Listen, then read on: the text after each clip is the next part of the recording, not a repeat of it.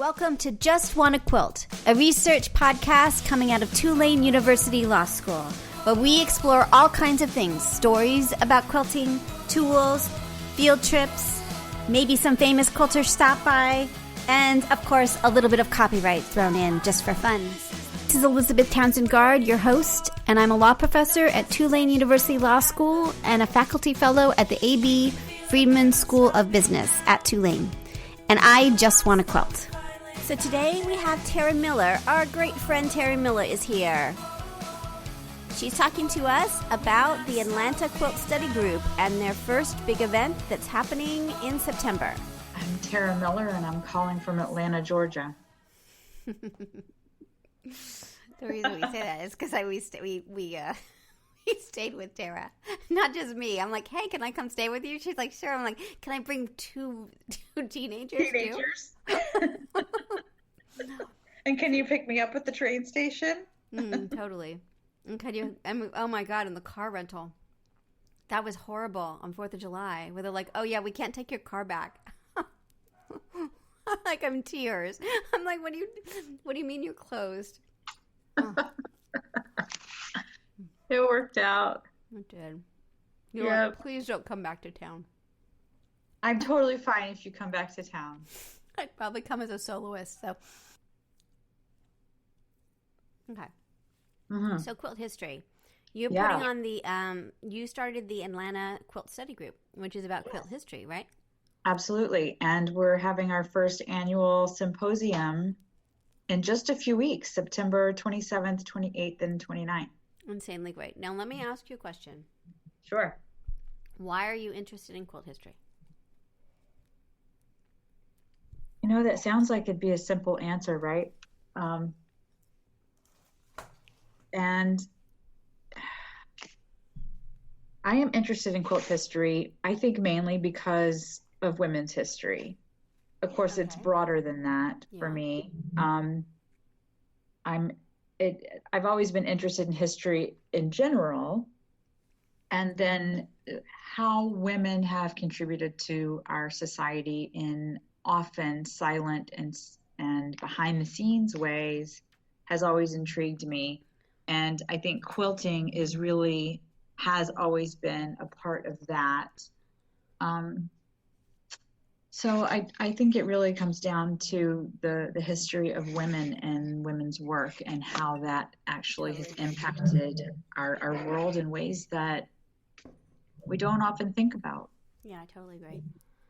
So I've been trying to do a kind of timeline of quilt history and using a number of different books.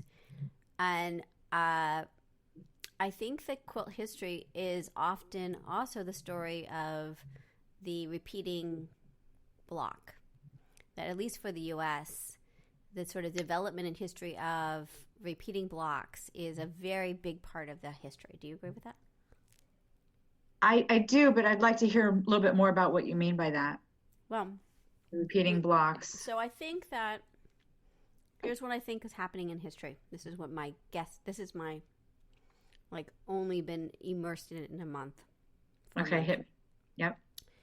So you get whole cloth, you get applique, you get all these sort of different ways of quilting that happen pre-industrial age. That makes sense. You don't get a ton of patchwork because it's just not what's happening. Then you get the development of fabric. It goes from $1 to 2 cents. And when that happens, there's a push for people to buy a lot of fabric. So it kind of shifts, the stash building begins in really the 1840s, right? I'm going to buy fabric. I can buy it. It's cheap. And so in buying fabric, then you got to figure out how are people going to use this fabric and how, we need to encourage people to buy lots of fabric because we are producing lots of fabric. Mm-hmm. Same genre as we have today. So that starts really, really early. Then you get the development of two things. First, the newspaper and magazines. And with that, patterns. And so you get in a newspaper, the daily newspapers, so you get that happening 1870s, 1880s, and then by the 20s and 30s, you get these daily newspapers like Kansas City Star, Chicago Daily Tribune that are daily or weekly making patterns, right? They're putting a block in there to say, and then if you want, you can buy the pattern from us. But they're like these little columns that are super famous, right? We know McKim, and we know Nancy Cabot, and we know Marie Webster, like these very famous women. If you like spend 10 seconds in this history realm, like it doesn't take a lot of digging to know there are like 4 or 5 women that are really, really famous. So this is my latest thing. So why the repeating block, right? Why does that become a thing? And we all see it, and then we fight against it. Like even the modern quilters are like, we're not going to do that, or we are going to do that, or we're going to do it differently, right? But it so dominates quilting, like the repeating block, right? I'm going to do a 9 patch, or I'm going to do a disappearing 9 patch, or I'm going to do whatever. Like the block is like what sort of drives our work. And this is my theory. I think it's because of the communication means. The newspaper, when you look at those columns, it's a little picture and then a little blurb. And you see that like sometimes the people that are writing this also are writing this thing and this thing and this thing. They have to do it very quickly, and it doesn't have a lot of space. So you can get you don't have to do a whole thing of a quilt. You don't have to give it a lot of space. You can do it each day, like find a block, write something about it. And I think it's the communication means that gets us to what we look like, what history looks like now, what we do every day. You know? Well, I think that is certainly how it rose in popularity at the beginning of the 20th century for certain. And there's also something about, because the block format came about much earlier, and that's kind of an American thing. Totally. And the obsession with the naming thing is so interesting to me, because you get Barbara Brackman, we get Marie Webster, we get all these people in different eras, right? Barbara Brackman, 60s and 70s. Marie Webster is in the 30s. You get McKim. No, maybe Marie Webster's 1915. McKim in the 1930s.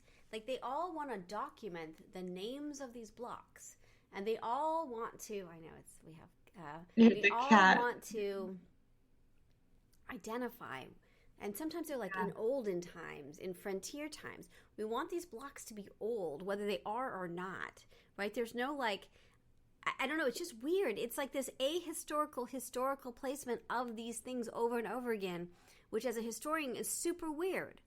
And as a copyright professor, when I'm trying to date them to know whether they're under copyright or not, it's impossible. So I think it's so interesting. Now, a lot of that part of the story happened in the 20s, the classical revival. Right.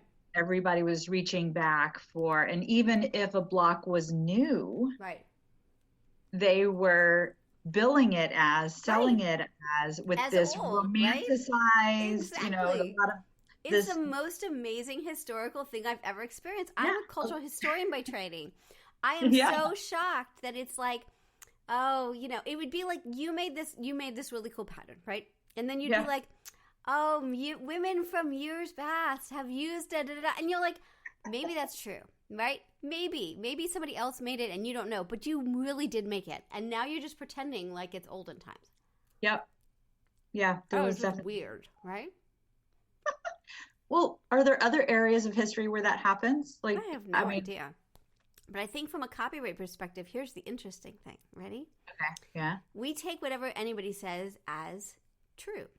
So if you write a book, there's a really great one. If you write a book and it's fiction, but you say it's fact, and then someone takes your book and writes a novel or does something with it, and then you're like, wait a second, it was actually just fiction. The court's like, too bad. So I think that we have to take them at their word. When they say, in olden times, this has been around for centuries. Yeah. And it hasn't been. No. They have said it. They've made this a fact.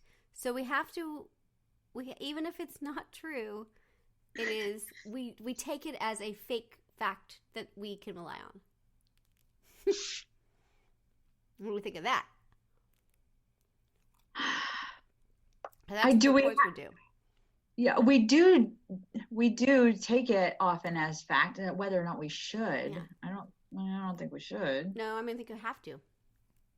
We have to. What do you mean by have to? If someone says it's a fact, if someone says it's a historical fact, it's not protected. Oh, These, from that angle. Okay, uh-huh, gotcha. uh-huh. Ah. Also the newspapers were renewed, so everything they did in those newspapers is still under copyright. And that's interesting because people take those blocks and do stuff with them all the time. That's right. And then the Copyright Office says shapes are not protectable. So the question is, when is a shape a pattern? And when is a shape a shape? And their definition is really stupid. So if you have 6 circles on a quilt, Uh-huh. they say that's not protectable. It's just circles on a quilt. Like it looks like a domino. But if you Okay, take right. circles and triangles and put them together in the same way, circle, circle, triangle, they're like, oh yeah, that's protectable. We're about to register a bunch of quilts people have been making of circle quilts to see which ones they reject and which ones they accept. Now, Because I I would think imagine it's the stupidest definition I've ever seen. it is stupid, but it's also arbitrary, right? And So subjective. arbitrary. Completely depends on the person who's reviewing the file. Right. The other one I think about is like the Lone Star, right? That is Right. so complicated, but it's so common. Who would ever register a Lone Star, right? As like, so how does the Copyright Office know when something is, when does a block, a pattern, become something protectable? Right. I don't have the answer, and I've been working on it for 2 years, which is really, really frustrating. That's why I went to copyright history. I think it's complicated. That's my life. I think it's complicated. I also think that it doesn't matter. I told Mary Fonz, I think copyright is fake. That's my... So it only matters... So the pattern makers are a whole different thing. So a lot of them, it's convenience, right? So a disappearing 9 patch, good example, right? That's not protectable.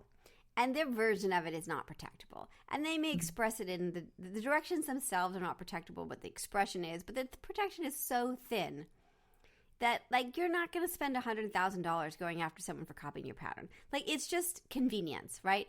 And Right. it's like you're really catering to the people who've never made a 9 patch. And they say a disappearing 9 patch. And you're like, oh, fabulous, easy. Someone's done the math for me. They're teaching me how to do it. Not about copyright. Right. Copyright matters when you write a book. Copyright matters when you have a really beautiful quilt that is amazing and you don't want someone else to take it and mass produce it, right? That Right. it's economically valuable enough that not only are you going to register it for $35 or $55, but that you'd go after them if there's a problem. So I don't think it really matters if... I don't think most of the time it matters, right? Did you expect that to be your position when you went into this? I don't know. I don't think Is that a surprise for you? The surprise for me is that you can't, they treat the blocks like they're all in the public domain. And that we all believe that we just use them. And then the problem is the moderns. So then the moderns come along and they're like, I made something new that nobody else has done. Right, right. But you can't be like, okay, well, we'll privilege your weird square block, but nobody else, so then you have to trace it to be like, okay, so that's one of the things we have to do. We have to look at like Tula's 100 block thing, that book that she has. Now we got to go back to Barbara Brackman and be like, how many of these are considered in the public domain? How many not? Same with Pat Sloan's book. At what point, like, the book itself is protectable, but are the individual blocks protectable? And I suspect not. And then when you hit one that is, right? Like, let's say we hit one that's like, no one's ever thought about this ever. I think it's part of the common pool. I don't think it becomes like a privileged copyrighted work that I suddenly get to hold on to for like my life plus 70 years because I made some star in a way that nobody else had ever done it. I don't think progress stops like that way because we didn't do it for any of the other blocks, which are still under copyright, right? Like those blocks are still up, like if they're protectable by copyright, which we don't know because we don't know how the Copyright Office would respond, those newspapers still hold the copyright to them. And it's the newspaper companies that hold the copyright to that's weird. Like newspaper companies holding the copyright to the blocks that make it for, I mean, that's just bizarre to me. It's unique, isn't it? Yeah, it's weird. It's more complicated than I thought. Yeah. It's supposed to be like a 1 month project. It's like going on 2 years. Can you see the cat? Yeah, he's a love bug. He's totally great. He's, Is he like that with other people too? yeah, he's totally like, he's blind in one eye, so he's really radical, and he jumps like crazy and always misses. Oh, what a precious thing. He's great.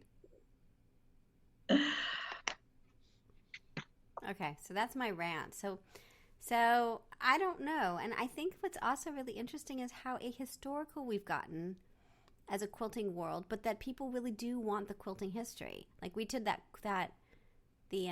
like, what do you want more of? And people said quilting history. So I'm curious, going back to what you're doing, why did you start the study group, and what role do study groups play in our world? So I'll answer those in a reverse order of how you asked them, if that's okay. Yeah. So what role do study groups play in our world? It brings community together. It brings us to a place, sometimes geographically, sometimes virtually online through Facebook groups and what have you, where we can share not only photographs, but information and knowledge.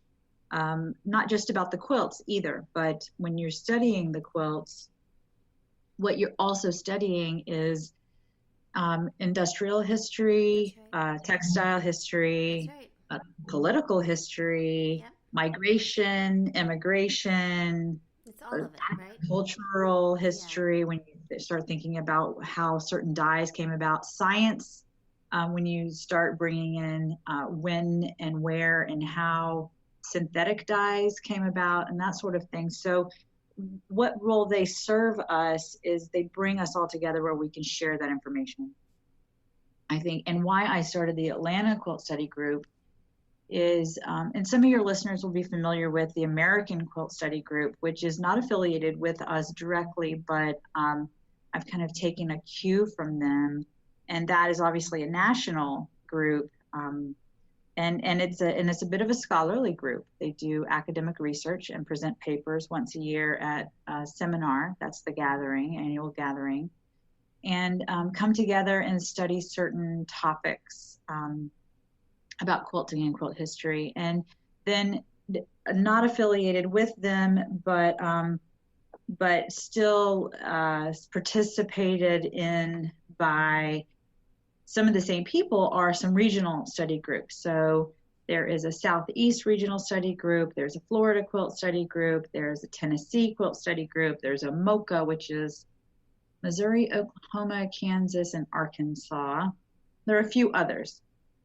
And as I was talking to guilds around the Atlanta area, I have a talk I give called Quilting with the Fire of My Foremothers, and I kind of touch on some of the history of quilting. And I was seeing really some hunger for it. And like you were saying, you were asking, the Just Wanna Quilt Army. Right. They wanted to see more of, and they wanted to see more quilt history. And I really saw people's, it just inspired people and lit them up. And I said, we need that in Atlanta. And so it just felt right, like the right time, and I was in the right place. So I decided I needed to make it happen. So. Okay, we're getting some weird noises. I'm sorry. We're getting like there's a monster in the machine. I don't know if it's your side or my side, so we'll have to see if it keeps going. It's like an evil monster saying hello. Do you hear that? I don't hear it. Okay. Is it affecting the audio? I don't know, but we'll see how it just happened twice, but let's see if it happens again. It's really weird. Did it happen when I was speaking, or? Just a little bit. It just said like hello. Oh my gosh. I know, I'm like a little scared. Well, okay, is now the right time to tell you that I think my house is haunted? I think it might be. The ghost is coming through. Well, I think that's really interesting. What I was amazed at by my trip to Atlanta was how vibrant your community is in Atlanta. In terms of shops, in terms of people that are like major players and up and coming people, and you've got Stitch TV is there, and you're there, and who just opened the shop? He's been on the show. He does paper piece. Oh gosh, David. David, right? And Vector quilts. Vector quilting. You've got amazing shops. That crazy shop that scared me that had every fabric that's ever been made in the history of fabric. An amazing experience. We did have to stop and go get lunch. I was like, I think I'm freaking out. Yeah, it's just Atlanta, and then all this places to rent long arms there, and like it's just a really vibrant space. I think the most vibrant I've seen so far. It's got a really nice mix, and it's different than other spaces where I think your cost of living is strong enough that people have money to quilt and space to quilt. And so it's got this kind of interesting, like you have to have both. And so the shops have big shops so they can have the long arms. You know, it's not New York City, but it's also not New Orleans. We're not really wealthy enough we lost 2 of our 4 shops last year. We only have 2 quilting shops now for in the New Orleans area. There are more that are, across the river or whatever. But that's weird, right? Or across the lake, I guess. So I think that you guys have something special going on there, and it's kind of really amazing to see. I love that. Thank you. I don't know that we have more shops per capita, so to speak, than you have. And also Atlanta's so spread out. Yes, it is. I learned right? that. So, Atlanta's an hour totally away from true. Atlanta. That's totally You learned insane. that the hard I was way. like, are you kidding me? You're like, no. Oh my gosh, that was craziness. I was like, oh my gosh, that was So insane. really far away for you is, half an hour, and I consider that Close. kind of around the corner. Right. Yeah. Right? And if you have to go over the bridge to the North Shore, we're like, oh my gosh. Or to the West Bank, which again is like 10 minutes from the house. But I'm like, we're going to cross the bridge and go to the West Bank? I don't know if I have it in me today. We're pathetic. But we just got a really, we wanted clubhouse. We and the university has given us space, and when they do think about space for like that, the parking sucks, so we can't have people coming to that space because there's no place to park. So they've been coming to the house, but All Brands, which is a major company here that's got 5 shops in town and is at Quilt Festival and all that, they're letting us use their Metairie shop, so it'll be our clubhouse, and we'll be able to do long arming classes there and hang out and have a space there. So we'll have an actual clubhouse, which I'm super psyched about. So that happened yesterday. So, but there's no place right now. That's the only shop that has a long arm, and there's no way to learn on it, and there's no way to rent it because the people at the store don't have time to do that. So we'll take that part of it over to allow. And I have really a philosophy on long arming now because I've been doing it now for about a year. About I think it's quantity. So these places that rent for time, like 25 hours, or $25 an hour, $15 an hour, it is not the way. It's good for them business wise, right? They need to make the money, but you really need the time to do. You need to put the hours in. It's like anything else that we do with quilting, and so the idea is to be part of a club, our club, and then you could come and quilt there and do a ton of charity quilts and learn and practice and practice and practice. And then when you're finally doing your own quilts, do it at a reasonable price, but that you've practiced on like 5 or 6 charity quilts. And and you're quilting, you're still paying a little bit to be part of the club because we have to, have thread and things like that. But you're not spending $25 an hour to practice, Yeah. So that's our model of it, and then become really good at it because it's great when you feel like you can do it. And now we can do both free motion quilting and automated, but the automated the computerized stuff it takes time. It is just like a computer.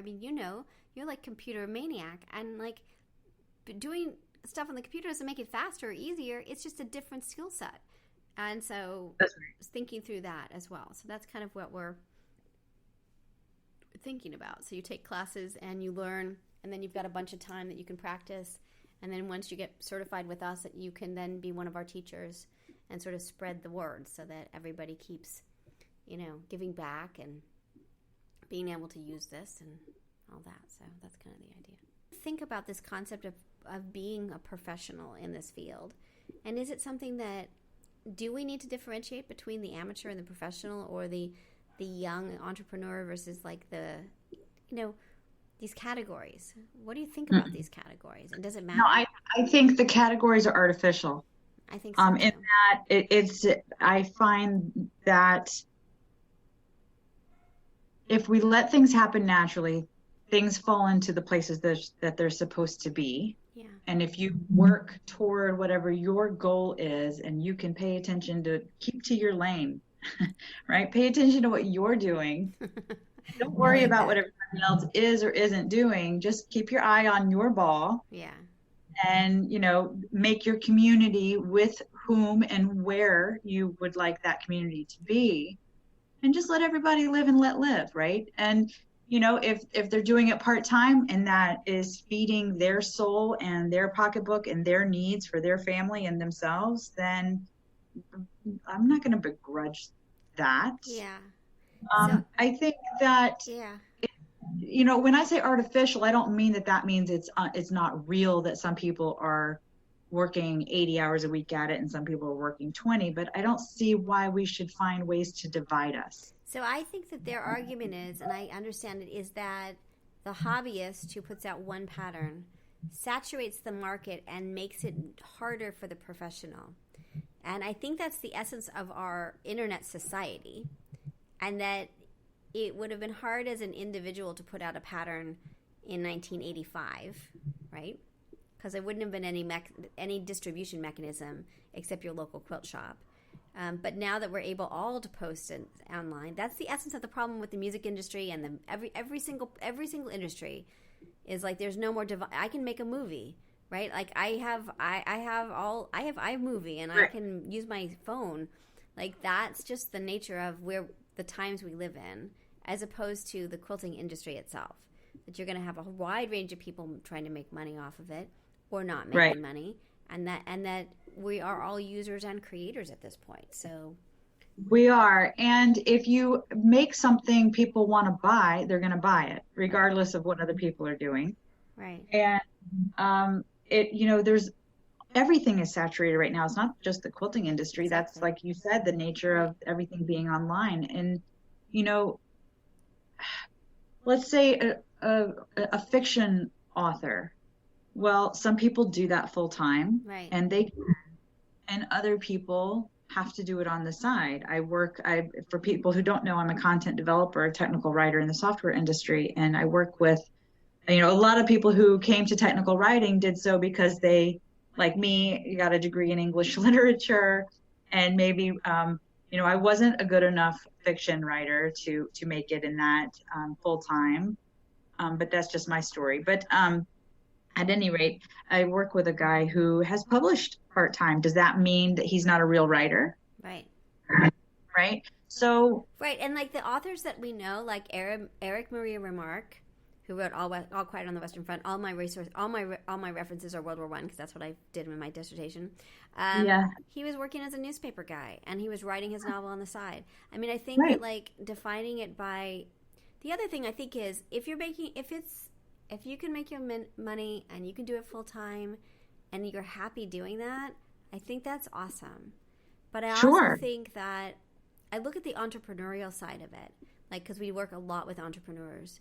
And there is a freedom that comes from having a full-time job or a spouse that supports you, that you are not making decisions based on whether you can pay your rent or not, that your creative outlet and your choices are driven by the craft and not the financial need that you have. And I think you can see that with your quilt study group, right?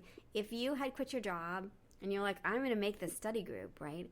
You wouldn't first of all, it wouldn't happen, right? The level of stress you'd be under would be huge. And so this industry is so interesting because we're all donating time and money and creating things that makes it richer. And that the industry itself couldn't afford to do that. You couldn't have a study group if you didn't have another source of income. And then it would be that less richer, right? Like it would be poorer for that. So, I mean, I think that sort of people, like everybody contributes in different ways. Mm-hmm. And I think that that's really great, you know? And, you know, it's kind of, let's notch it up. Let's notch it up in the analogy a little bit. Yeah. This is akin to the bickering that sometimes goes on between working moms versus stay-at-home moms. So true. What's that about? I don't understand that. One, right? Right? Yeah, I felt that. And right.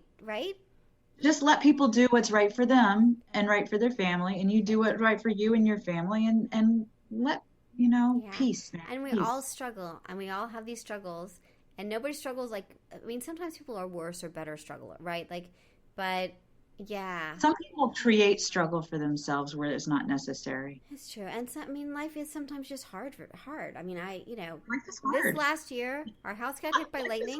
Wait, I'm going to tell you like our story.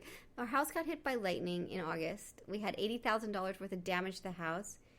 My dad went into the hospital twice and passed away. Like that was our year. Right. And it was just a tough year. And everybody has those, right? So I don't know. I think we just have to be kind to each other and recognize that, like, you don't know. I like the thing that's going around the internet right now about you don't know. Like, you only see this little bit of somebody's life, and you have no idea sort of what else they're dealing with. That's exactly right. And you have no idea what cross they're bearing. My mom used to say that, like, just because you live in the super fancy house doesn't mean you have money to order a pizza. You don't judge people. You just don't know. You don't know. You really don't know.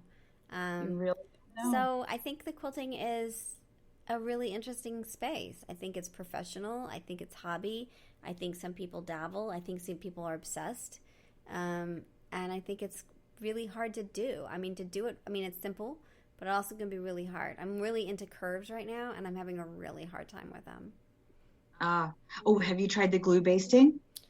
I haven't. Did you find that with curves, the glue basting? I mean, I think I did a while back, but I haven't tried it yet, but I'm anxious to. Yeah. I don't know. Was it Chamber? What's her name? Gosh, please, I'm sorry. Please accept my apology for not remembering whoever you are. I want to say Cheryl Chamber. I don't know that I have that right. Does she have glue? Yeah, she does glue, curves, and yeah, I'm apparently way into EPP. Totally into English paper piecing right now. Yeah, I want to be, but I have trouble with overusing my right wrist because I mouse a lot at work. Interesting. So I want to EPP, and then I can only do a few pieces, and my wrist starts screaming at me. Yeah. So I don't know. Some people like put the pieces together by glue, and now they're zigzagging stitches. And they're not doing, so you can sit and do the glue basting if you want to do glue basting, and then they're using zigzag to put them together. I haven't tried it. A little scared. With the paper still in? No. How are they doing the zigzag and then they're tearing the papers out? I have no idea. That's a good question. I don't know. I bet they're taking the papers out. They're basting it. That was one. Jennifer Quilts did it. She does a really cool inventory quilt, and I bet she took the papers out before she did it. Seems like you would need to, right? Yeah. Unless kind of. Oh, you know what? There are washaway. Right. We should try those. I used those on my Freedom quilt. It was a pattern by Sherry Knoll. Yeah. And but I haven't washed it yet because I haven't quilted it. We should try washables. That would be cool. Yeah. Okay, so I accidentally glue basted something. And then twice. This twice happened twice. Once somebody glue basted the binding, totally forgot it was glue basted and washed the quilt, which was very funny. And then before you sewed it down. Totally. Yeah. Don't glue vase and then forget. Also, we've got this we have wash away thread, that wonderful scent that scares the crap out of me, because I just think like someone's going to get a hold of that and sew the entire quilt with it, and then it's just going to fall apart. So somebody has. I know. That's happened. Totally. It's so going to be me. Or I think somebody online used it as an April Fool's joke for their grad kid. Yeah. That's fantastic. I know. Oh, well, I miss you. I miss you too. We got to play some more. Are you going to go to Houston? You're not going to Houston because you're going to American Study Group, so that you can't do both. Yeah, I am jam-packed. Next week, I will be in Madison. I'm visiting my friend Jen in Madison, Wisconsin, and we're going to hit the Quilt Expo there. Nice. Cool. But just as a visitor. That's nice. I like that. What else? We officially, I think you're already part of it, but I need to ask you officially. So, we had a lot of struggle because the university, I wanted to do brand ambassadors, and we needed a bank account and all these things. We had to become an LLC or something. We needed something so we can get a bank account. So we officially did that. So we are now the Quilting Army Crew with a K, like the way we spell things in New Orleans, which allows us to do a whole bunch of stuff. Like we can actually have a bank account, which is awesome.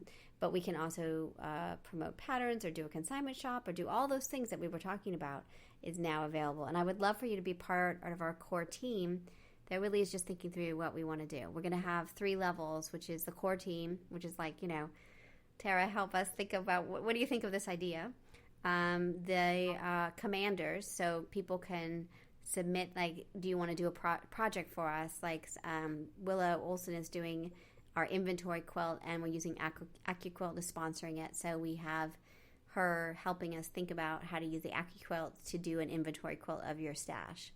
And so you can sort of think through, so those will be commanders of a campaign, and then our brand ambassadors. So we'll think about how to get the JustWannaQuilt brand out through people who are thinking about it and strategizing about it and all that. So that's what our fall is going to be with the classes, is thinking through those ways to push the brand out. Because the brand is strong, but I want it bigger. Right, so take it to the next level. Yeah. So we're number 3 craft podcast right now on iTunes. How about that? Right. Yeah. Number for 1 for your little experiment, and it's grown. And we've got about 14,000 subscribers to the podcast, which is great, which is amazing. But how do you push our numbers up, and how do you get it out to now like quilt guilds and shops, and sort of how do you make it like just a thing? And again, for us, it is the experiment, right? That's the beauty of like you as well, right? You can take a chance of like, can a study group happen in Atlanta, because you're not dependent on whether it thrives or not, right? Same with this, right? So if our experiment doesn't work, that makes it just as interesting as if it does work, right? Because you're like, whoa, this is great stuff to write about. So that's kind of where we're at all that. But that happened this week, or last week. We officially formed the company, and we're calling it our administrative arm.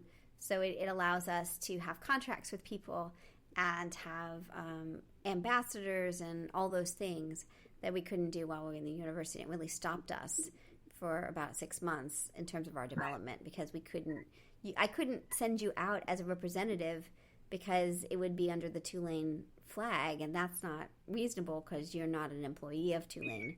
And so we had this really strange sort of thing. So that's our that's very exciting. Yeah. So we have to think about all the things you and I have talked about over the years of like, now how do we experiment? How do we help someone like you who has patterns and who has a reputation, who's doing great stuff? How do we help you become whatever it is that you want to be? And you can give me more time in my day. That's what you can do. Yeah, totally. But I think it is the marketing side of it, right? That if we're saying, hey, this week we are trying Tara's pattern, and you can get that, and there's a coupon code, and that it's on a national thing, that we have various levels of advertising, that we do have AccuQuilt having advertising with us or sending us stuff, but you've sent us something and we've sent it out to the quilt. You've sent us 5 patterns, and now the Quilting Army's making it, and we're pushing it out of social media, and that you see us as your marketing arm, because I think that's what we are. We're community-based marketing arm that allows us to be like, yeah, we love this, right? And so that's kind of the idea, is to do it on a multi-level space for both, you know, big established companies, but also our pattern makers. Hey, look we both have black cats. Cuddly black cats. I know. Yours is cuddly. Mine's fussing at me because I'm not paying him any attention. He brought me his toy and he's screaming at me to to play with him. So, how much does your cat get involved with your quilting? Oh Lord. Well, I have two. I have two black cats, and Herman doesn't really get involved. He just wants me to come pet him. But Halo will get on the quilts. In fact, I'll be quilting the quilt, and he wants to lay on whatever is coming out the other side of the machine. So I have to stop, and I have to shoo him away. He wants to be, or if I'm cutting fabric, he gets up on the cutting table. Yeah. He wants to be right there. He's totally into the quilting. Yeah, I've got one that's totally into it. He also really likes right now to stand on top of, sit on top of the long arm. Yeah, if I had a long arm, that's where Halo would be. And he tried to do that on the domestic, didn't realize it wasn't as big as the long arm. He would like to, you know, there's a lot of, I think that is the right color to use in that. We all sort of discussed the colors that should be in, and whichever spool of thread they bat around, that's the one you. It's so great. And it, you know, there are hinderers, but they're as excited about the quilting part as, you know, we are, and that's very adorable, you know? I know. And my weirdo wants to eat my pins. Ugh. I don't know why he has a thing about sharp pins, but he goes toward. So scary, right? I don't know what that is. Why? Why are you doing that? Mine, my other one that doesn't quilt very often, if I tape something to the wall, it's his job to untape it from the wall. Untape it from the wall. Off. Yeah. Yeah. Yes. And of course there's the hair everywhere. So I live with a lint roller. I really want to find a good alternative to a lint roller because I feel like that's environmentally wasteful too. I get it. But, you know. Well, so what else are you doing for your day? What's your day like? You sewing? Well, I put together a new office chair for myself this morning. Nice. So because I have neck and shoulder issues and back issues, but whatever, life goes on. So I had to get a new chair. And the rest of the day, I'm writing up pattern notes for something I did for a magazine that should be out. I'm not sure when that's coming out. That's exciting. Yeah. And I'm excited about that. You are really moving along in all the things that you're doing. What else is going on? I haven't even asked that question. What else are you up to? Yeah.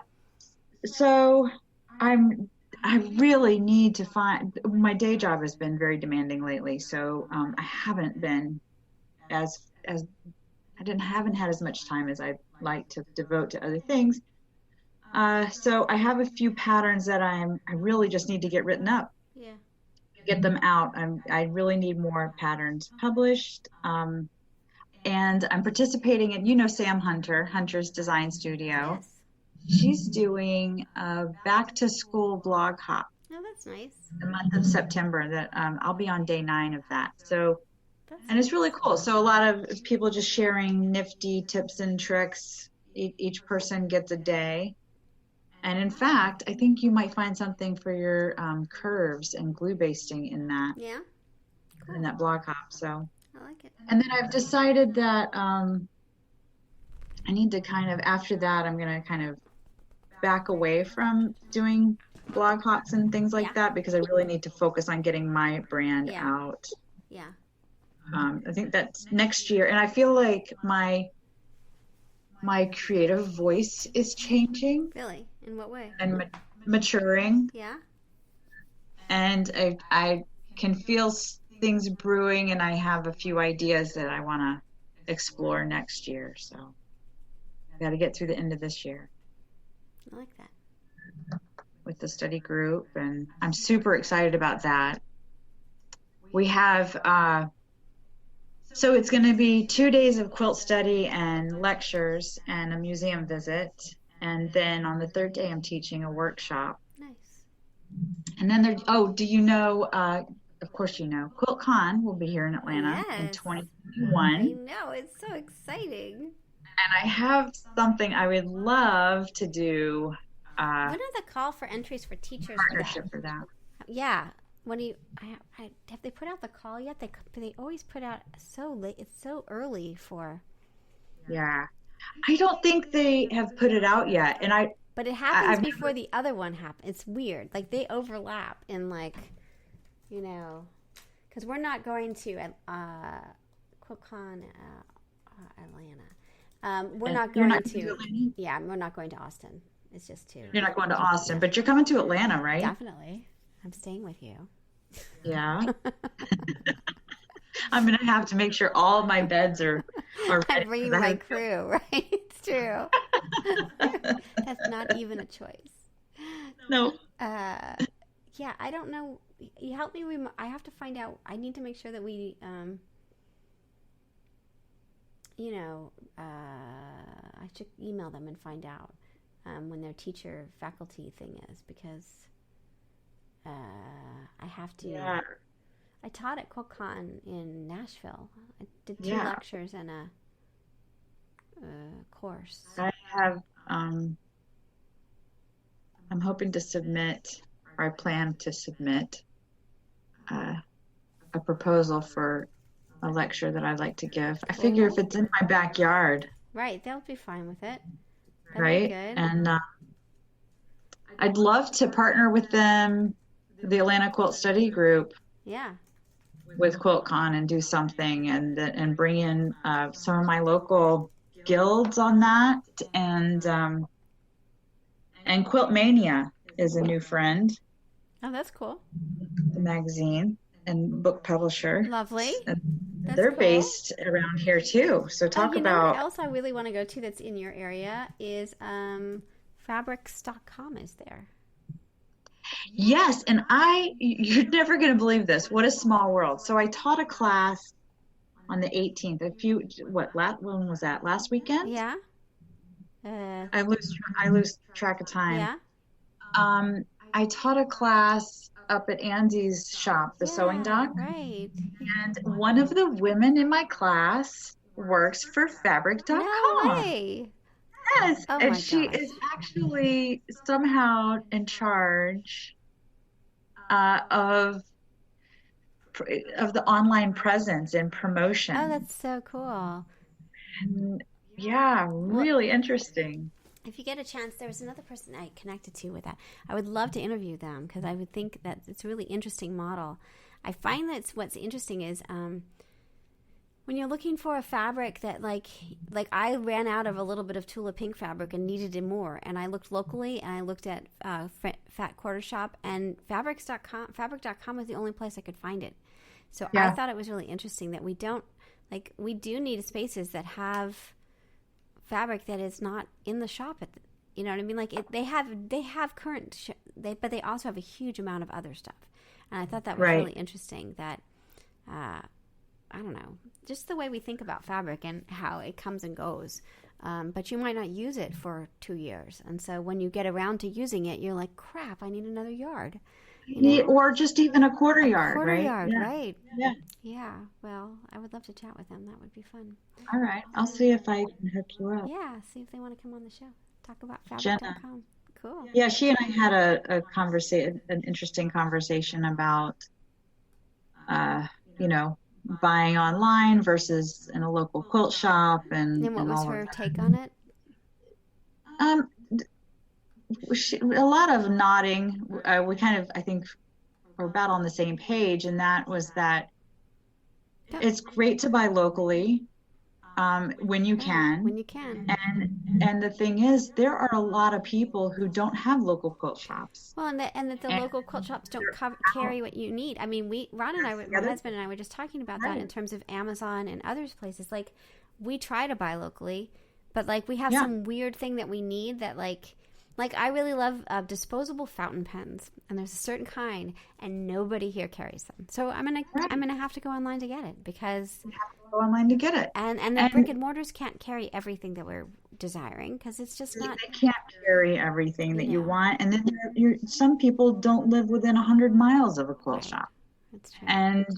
And quilt shops, that are closing up, that's a whole nother conversation, really. But that's not just because everything moved online. And the thing is, whether we like it or not, the world is moving online. And if you want to stay viable and relevant, you've got to put yourself online.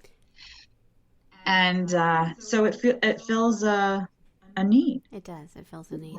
Now, let me ask you. I have a budget, so I'm not gonna spend $13 a yard if I can get it for $10.99. No, it's true. It's very true. Just not gonna. No. Usually. Now, are you training to be an appraiser? Am I right? I am. Yeah. Tell me a little bit more about that, because I'm doing all this quilt history. I keep banging into that. Right? Because those are the people that care about quilt history in an interesting way. So tell me more about training as a. Tell me more about that. Sure. So you have to take classes, which I have not taken yet. They're offered once a year. Yeah. And AQS offers them. Right. And they used to offer them at Spring Paducah. Right. When are they doing it now? Now they're doing it in August in Grand Rapids, Michigan. Really? So I had planned to take the classes in spring 2020. Yeah.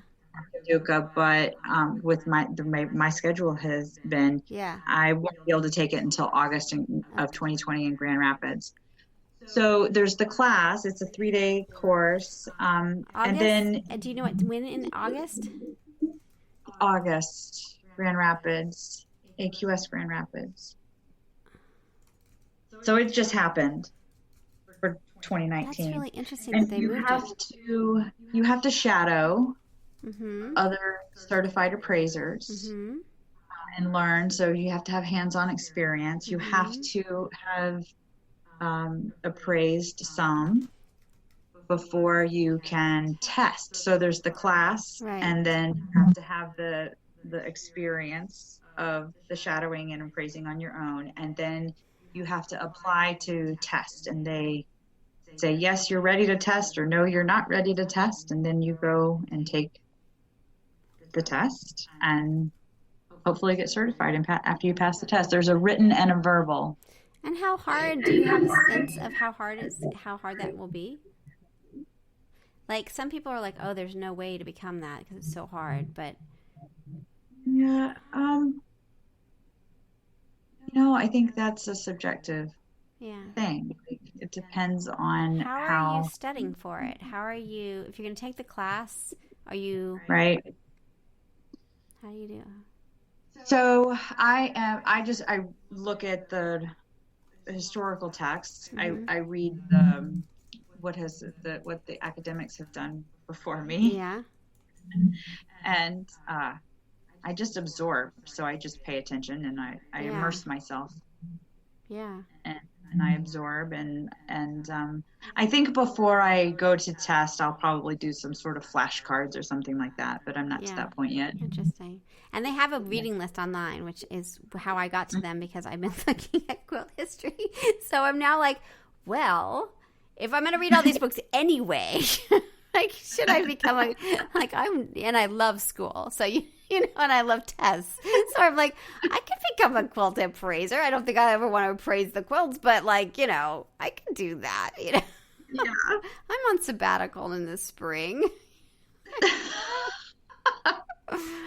Add it to your list of credentials. Exactly. And we don't have a quilt appraiser in Louisiana. Well, you could be that. I know. How funny would that be? Before me, right? You're going to end up finishing that before I do. No, we could go to school together. That was my thought. I'm like, roomie. Oh, that would be fun. Right? Yeah. Yeah. Maybe you could help me study. I am terrible at taking tests. I always used to get in school. I had test anxiety. If they ever gave us an option, how some professors, give you the option of would you report? Let's vote. Who wants a paper and who wants you want a paper? test? I'm like, paper. I'll have the 20-page paper, thanks. Seriously, what we need to understand is like what the exam, we need to understand what we're working towards. What do the questions look like? What is the question? Because I am totally on board with ordering all the books.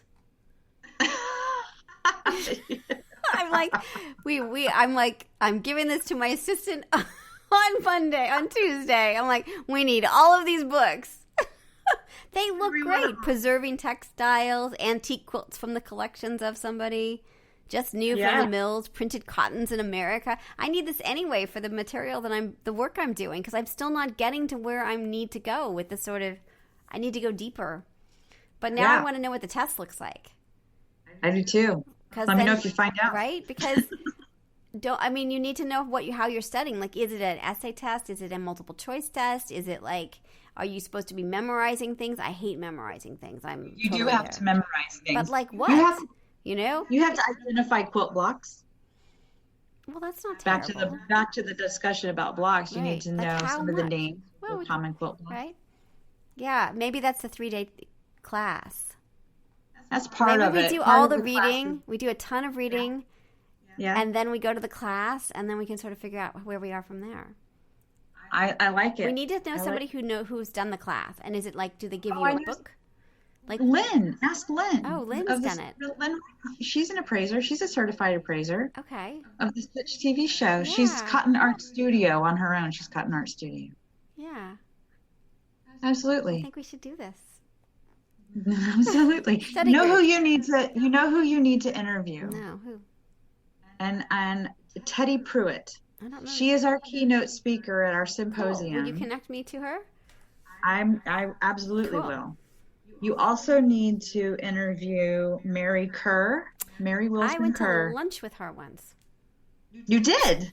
Wonderful. Yes, I did. But it's such a small world. Because Pam Weeks is my roommate and they're friends. So yeah, but I haven't interviewed her. You need to interview her. She's speaking at. She does does she do Southern quilts? Is that what she does? She does. Yeah. It's like a whole world. Oh my, yeah. There's like a quilt study. Oh my gosh! So there's a quilt study certificate at Nebraska. I know. I so want to do that. I really want to do it, and I also want to teach in their program. I want to move. I've never been to Nebraska, but I want to move there, and I want to teach at their law school and in their quilt studies, and then spend all of my time in their archive. That's what I want to do. That's like after the kid is gone and it's college. Like that's my dream job. Although I've never been there, and I don't know anybody there really. It's going to be very cold in the winter. Is Ron on board? Yeah, he's just like, oh no, like what are we doing now, right? So yeah, he'll go wherever you take him. Right, he's kind of adorable that way. So, but I think it'd be awesome. Can you imagine being in a space where you could just like do your real? For me, law and quilting is really that's the only place in the world to do it. Yeah. Well, where else? They have a law school and a quilt school. That's perfect. I know, right? That's perfect. That is also on my bucket list to do that certificate program. Really? Yeah. Yeah, I'll tell you, back to the whole having a day job or not, whatever. If I could,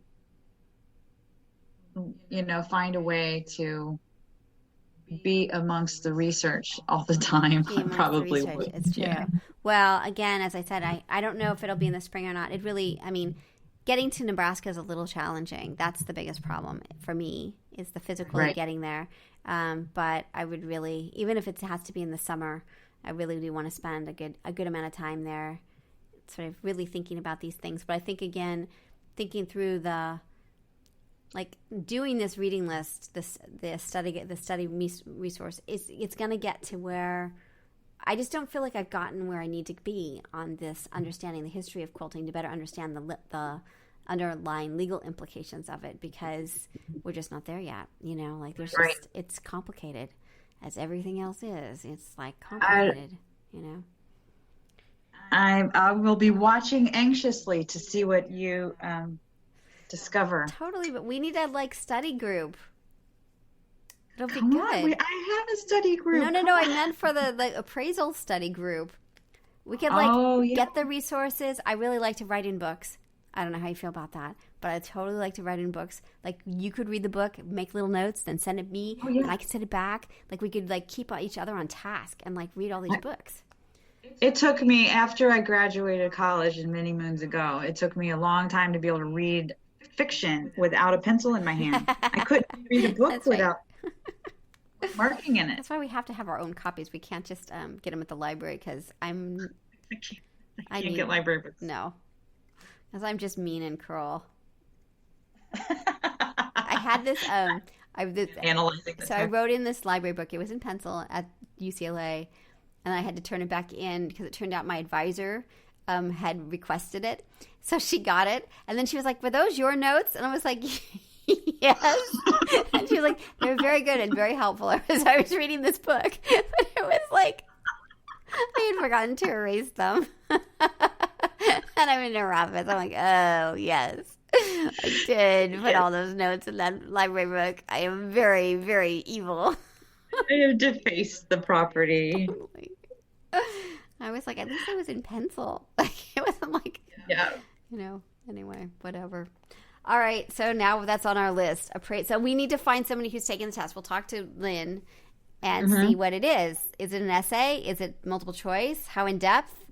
You know who else you could speak to is Robin Kohler. I don't know Robin. Will you introduce me? Yeah? Yeah, she's an established pattern designer. She's been around for a while. I should interview her. She's actually teaching at Houston this year. Nice. And she just tested, because she's an appraiser, and she just took the tests at Grand Rapids. So, this is like what you need to do on sabbatical. You need to be like, and I took a test at the end in August. That's it's a goal, man. Anything with a test at the end of it is like, yeah, I'm there. Gosh. I'll be the one there with sweaty palms. Yeah, and it's not that I would pass the test. I'm like, but whatever. Like, anything with tests on it, I'm like, yeah. All right. These books look really cool, though. The Calico Man. Yeah. Clues in the Calico.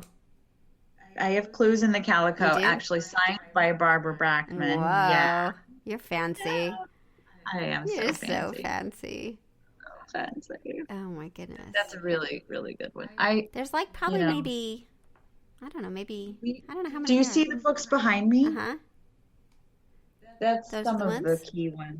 Got it. Some of the key ones. Some of the key ones. How do you know which are key? People tell you. People tell you. People who know. I have yeah, some of these. and I haven't. Sorry, say again? I have some of these already. Yeah, you probably do. Funky fabrics of the 60s. I don't have that. Ooh, I don't have fabrics. that. That would be fun. No, opulent textiles. This is really hard-hitting podcasting that we're doing, just so you know. It is. Oh my gosh. All right. Well. Yep. Oh my gosh, we've been doing this way too long. All right. So, what's next? So let's. So again, the Atlanta Study Group. There's still tickets, you say? Yeah, Atlanta Quilt Study Symposium, September 27th, 28th, and 29th. There are still tickets available. You can come one day, or come two, or come all three. On the Saturday of the symposium, we're meeting at the hotel, and I've rented a school bus to drive us to a local museum, the Southeast Quilt and Textile Museum, cool. which is just a little bit outside of Atlanta. But I thought we could go together and make it a fun bus ride. And we're going to see Mary Kerr, her exhibit Twisted. Oh, how great. She's going to give a talk there. And then we're going to have a couple of show and share sessions where people can bring their antique and vintage quilts that they want to learn more about. And we'll just lay them out, and it's just, you don't have to pay for that part separately or anything. That's included. And we'll talk about what the people in the room who know the textiles, we'll talk about what we know and what we can tell you about them. And what's the cost for, if people are listening, how much does it cost? It is $20 for Friday only, $55 for Saturday only, and $50 for Sunday only. And Friday and Saturday includes a $10 voucher for lunch. Nice. And the Saturday includes the bus ride to the museum and then the admission to the museum. And then we'll also have games on the bus. I have some games planned with prizes, and we're doing a silent auction. I have Barbara Brackman has graciously donated 2 of her books signed, and Mary Kay Waldvogel has donated a book signed, and then Anita Weinrob, who did Georgia Quilts, she donated a signed copy of Georgia Quilts. Wow. So we're silent auction those. And then we're going to do a members boutique. This is Halo. You haven't seen him. So for your listeners, here's my other black cat. Nice. Looks just like yours. So, and Andy Barney of the Sewing Dock on Saturday night is giving us a lecture called The History of the Sewing Machine. Nice. And she's bringing some rare and old sewing machines, and then she's also going to bring a treadle that we can practice treadling on. So it's just going to be a lot of fun, and a lot of learning, but not stuffy learning. Very cool. It sounds, you must be very excited about all of it. This is really good. I'm super excited. Anytime that I get to be among the quilts, I am in heaven. Very cool. Well, thank you for spending all this time and all the ridiculousness. We'll see if we do any of our dreaming and weirdness. Yeah. Totally. Thank you for the time. I appreciate it. It's awesome. All right, I'm going to turn off the recording, but hold on. Okay. So you've been listening to Just Wanna Quilt, a research podcast coming out of Tulane University Law School. And I'm Elizabeth Townsend Gard. If you like this podcast, keep listening. Also, we have a Facebook group. Come join us. We talk about a lot of things. We also have an Instagram account. And of course, most importantly, I really hope you get a chance to quilt today.